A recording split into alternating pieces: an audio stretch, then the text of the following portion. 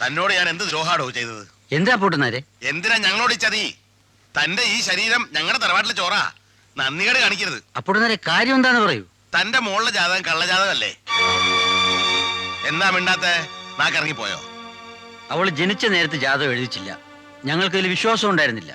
ഈ 21ാം നൂറ്റാണ്ടിലും കല്യാണം നടക്കാൻ ജാതകക്കുറി കൂടിയേ തീരുമെന്ന് അറിഞ്ഞപ്പോ അവളുടെ ഡേറ്റ് ഓഫ് ബർത്ത് വെച്ച് പബ്ലിക് ലൈബ്രറി റെഫർ ചെയ്തു. ആ റെഫറൻസ് വെച്ചാണ് ജോത്സ്യൻ ജാതകം എഴുതിയത്. ഡേറ്റ് ഓഫ് ബർത്ത് എന്ന് പറഞ്ഞാൽ ഒരു ദിവസം ഒന്നിൽ കൂടുതൽ ആളുകൾ വരാം. അതിൽ നാഴികയും വിനാഴികയും ഉണ്ടാവാം. നാളെ ഞാനത് കൃത്യമായിട്ട് പറയാമോ തനിക്ക്? എനിക്കറിയില്ല. എന്നാ ഈ ബന്ധം തുടർന്നു കൊണ്ടുപോകാൻ ഞങ്ങൾക്ക് ബുദ്ധിമുട്ടുണ്ട്. പൊട്ടുന്നാരെ, മനപ്പൊരുത്തമാണ് എല്ലാ പൊരുത്തങ്ങളെക്കാളും പ്രധാനമെന്ന് ജ്യോതിശാസ്ത്രത്തിൽ തന്നെ പറയുന്നുണ്ട്. ഉണ്ണിയും മാലുവും തമ്മിൽ അത് വേണ്ടുവോളം ഉണ്ട്. കാര്യമില്ലാത്ത കാര്യം പറഞ്ഞ് നിങ്ങളുടെ മകന്റെയും എന്റെ മോളുടെയും ജീവിതം തകർക്കരുത്. എനിക്ക് എന്റെ മോന്റെ ജീവിതം അവിടെ വലുത്. അപ്പോ എന്റെ മാലു നിങ്ങൾക്ക് ആരുമല്ല. അച്ഛാ, ഇന്നാള് ഷാരത്തെ മുത്തശ്ശി വന്നപ്പോ പറഞ്ഞത് മാലുവിന്റെ ജനനം തിരുവാതിര തീരും മുമ്പേന്നാ. മേ ബി, എനിക്കൊന്നും അറിയില്ല. തനിക്കറിയില്ലല്ലേ?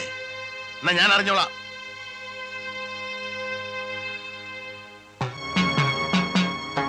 സംശയമില്ല, തിരുവാതിര തന്നെയാ.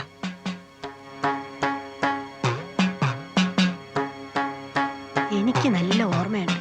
തിരുവാതിര കുളിച്ചോണ്ടിരുന്നപ്പോൾ ആരോ വന്ന് പറഞ്ഞത് വിലാസിനിക്ക് പേറ്റുനോവ് തുടങ്ങിയെന്ന്. കുളി നിർത്തി ഉടനെ ഞാൻ ഈച്ചരത്ത് പോയി. തിരുവാതിര തീരും മുമ്പ് പേറ് കഴിഞ്ഞു. കുഴപ്പമുണ്ടോ പണിക്കരെ?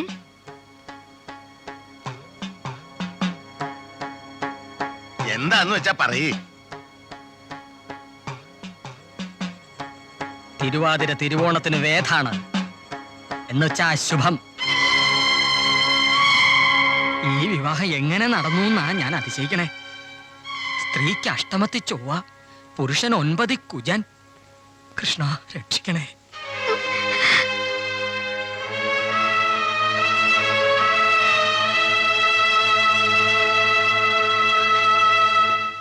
ക്രൂരഷ്ടമേ വിധവത.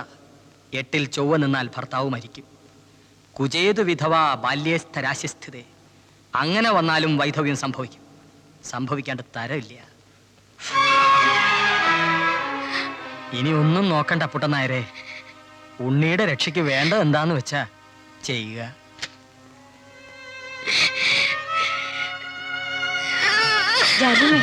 എന്താ ഇത്?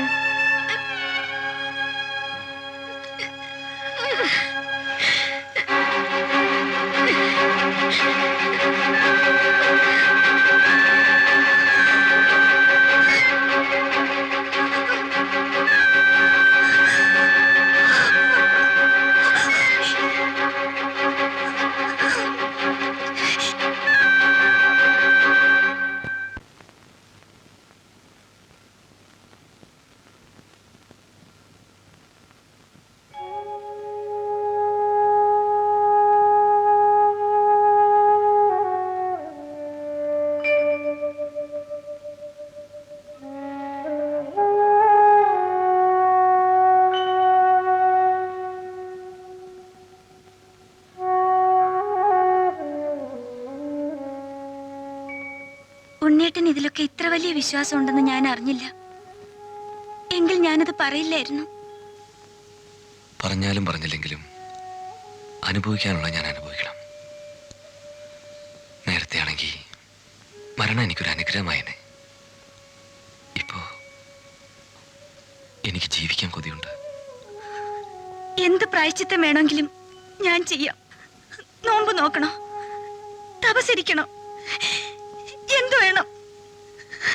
ബന്ധം വേർപെടുത്തി പോണം. ഇല്ല, എനിക്കത് കഴിയില്ല. ഉണ്ണേട്ടനെ വിട്ട് ഞാൻ പോവില്ല. എങ്കിലെന്നെ പട്ടറയിൽ വെച്ചിട്ട് പോയാ മതി.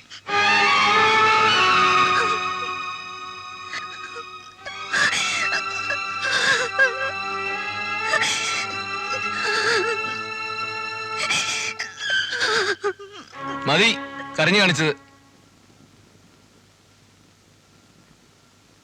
ഉണ്ണേട്ടാ, നമ്മുടെ കുഞ്ഞ് അത് പിറക്കാതിരിക്കുന്നതാണ് നല്ലത്. അതും ദുഷ്ടസന്തതിയായിരിക്കും.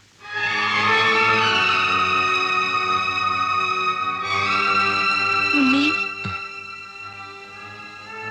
മോൻ അച്ഛന്റെ മുറി കിടന്നാ മതി.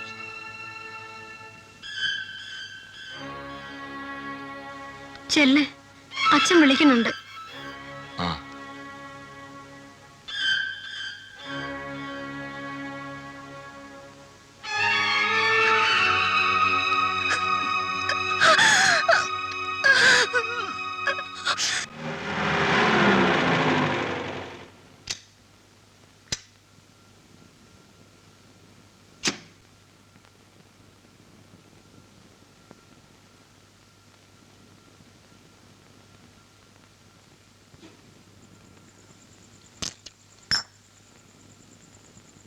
മാലിനെ ഒന്ന് കാണണം എനിക്ക്.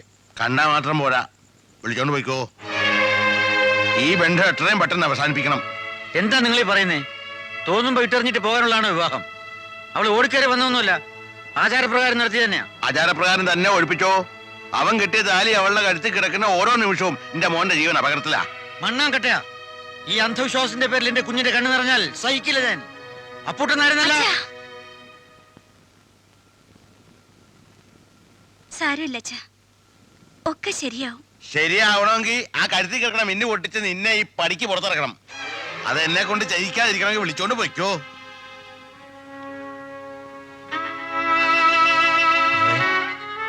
അച്ഛൻ വിഷമിക്കരുത്. നമുക്കൊരു തെറ്റ് പറ്റി. ഇനി അത് ആലോചിച്ചിട്ട് കാര്യമില്ല.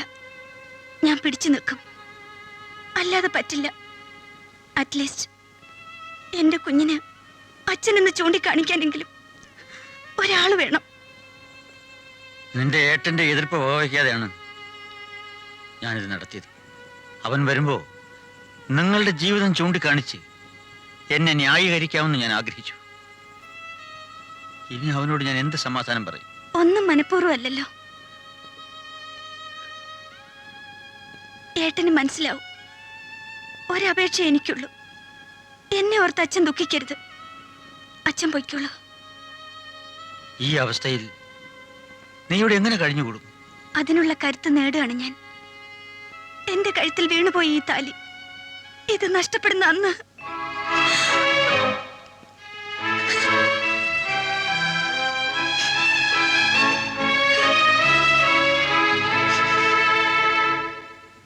ജാനയമ്മേ, ജാനയമ്മേ, ഒന്നിങ്ങ് വരൂ. എന്തിനാ ഇങ്ങനെ അലറി വിളിക്കണേ? നമ്മടെ പശു ചത്തു.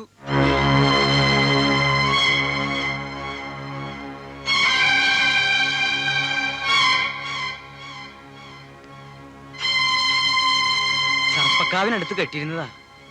അഴിക്കാൻ ചെന്നപ്പോ ചത്തു കിടക്കുന്നു.